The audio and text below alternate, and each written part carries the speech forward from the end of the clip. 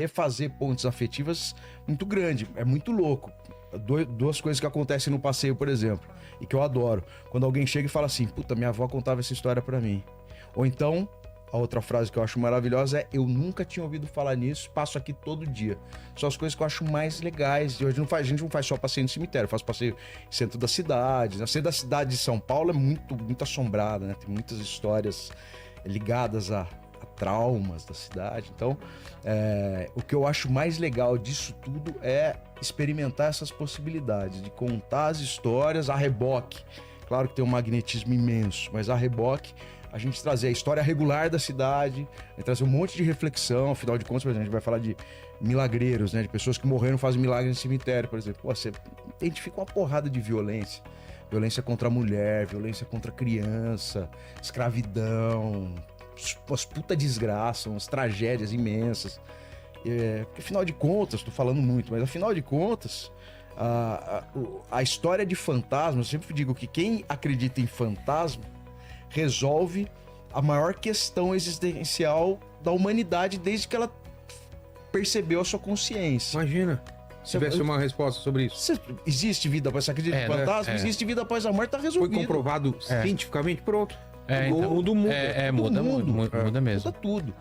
Então, ao mesmo tempo, claro, até por essa mística, até por esse magnetismo, a gente pode aproveitar elas para fazer outras reflexões. Porque quem não acredita no sobrenatural percebe muito rapidamente que as histórias de fantasmas são grandes metáforas de traumas não resolvidos, às vezes individualmente, às vezes coletivamente. Então, a gente fala, por que existe noiva fantasma, por exemplo? Porque a sociedade convencionava que o propósito de vida de uma menina era se casar. Quando ela estava nos trilhos desse acontecimento e morria, seja lá por qual for a razão, pode ser por uma desilusão, abandono, não queria casar, tirou a própria vida, tem um monte de hipóteses.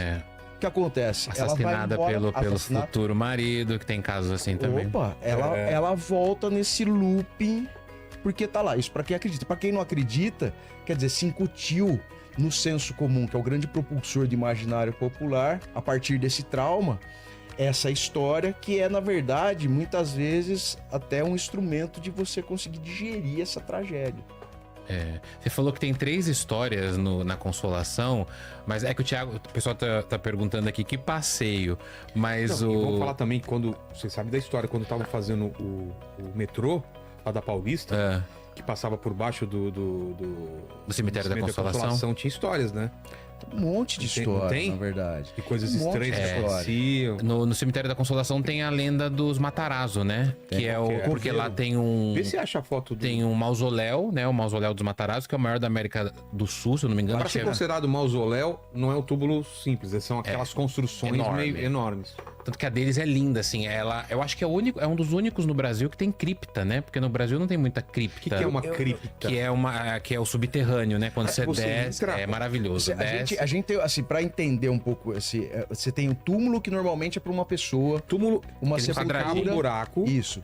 Os jazigos, na verdade, que começam a ser... O mausoléu, na verdade, é uma estrutura escultórica. Tá. Então é isso que você falou, é uma capela, um grande monumento, que você tem pra baixo um jazigo. Então o jazigo, na verdade, é um lugar que compõe várias gavetas pra você colocar mais gente. Então uma sepultura... a família toda. A família toda, né? Então, eu já fui em mausoléu, por exemplo, São Francisco Xavier, que tem 40 gavetas. O mausoléu, na verdade, da família Matarazzo era uma capela, né? É uma igreja. Dentro dele, né? Dentro dele. Se você olhar, você consegue ver, né? E é muito louco, porque o Matarazzo, então quando a gente começa a acessar dados históricos da cidade, o Matarazzo, embora fosse o homem mais rico do Brasil e da Itália, 10º homem mais rico do mundo, ele não pertencia àquela estirpe da primeira camada da sociedade, né? Ele não tinha pedigree, era um italiano, imigrante, ferrado, que veio pra cá e prosperou economicamente.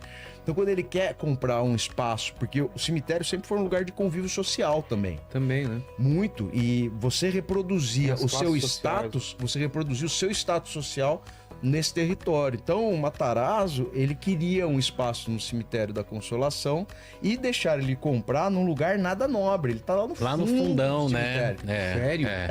Então tá lá no fundão do cemitério. Esse mausoléu. Achou, Lene? Pô, quero ver. E aí o que acontece?